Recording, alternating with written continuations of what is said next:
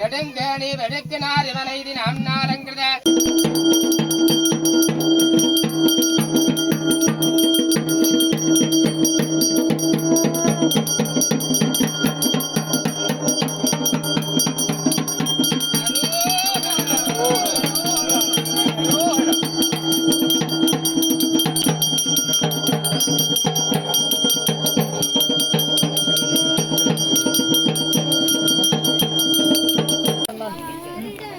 பாருங்க நான் சொல்கிறேண்ணா.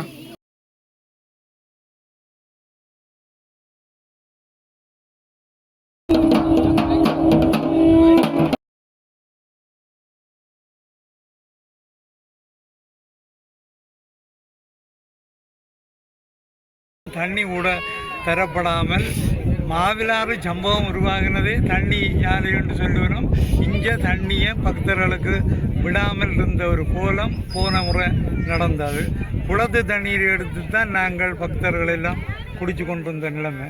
இந்த முறை அதால் நேற்று முன்தினம் நடந்த வவுனியா வடக்கு டிசிசி மீட்டிங்கில் ஒருங்கிணைப்பு குழு கூட்டத்தில் நான் இந்த கோரிக்கையை வச்சேன். வெடுக்குநாரி ஆலயத்தில் சிவராத்திரி நிகழ்வு நடைபெற இருக்கின்றது. சிவனை வணங்கி தரிசித்து பக்திமயமாக எங்களோட பக்தர்கள் தங்களுடைய வழிபாட்டை செய்கின்ற இந்த நேரத்தில் உங்களோட தடைகள் இருக்கக்கூடாது. வழிபாடு என்பது ஒருவராலும் தடுக்கப்படக்கூடாது. தொல்லியல் திணைக்களம் தண்ட வேலையை பார்க்கட்டும், வன இலாகா திணைக்களம் தண்ட வேலையை பார்க்கட்டும். ஆனால் எங்களுடைய பக்தர்களுக்கு இடையூறு ஏற்படக்கூடாது என்ற கோரிக்கையை வச்சிருந்தது. நானும் போவேன் கோயிலுக்கு.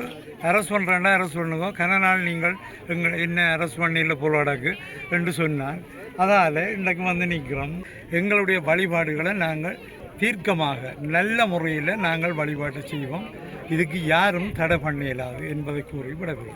இன்னொரு கேள்வி ஐயா, இந்த வீதியை எப்போ எங்களுக்கு சரி வீதி என்ன, இதில் 3 கிலோமீட்டர் பிரதேச சபைக்கு உட்பட்ட வீதி. ஏனைய வீதிகள் எந்த சபைகள் என்று தெரியாது. அப்படித்தான் இருக்குது. இங்கே ஆவணங்கள் ரீதியாக இல்லை.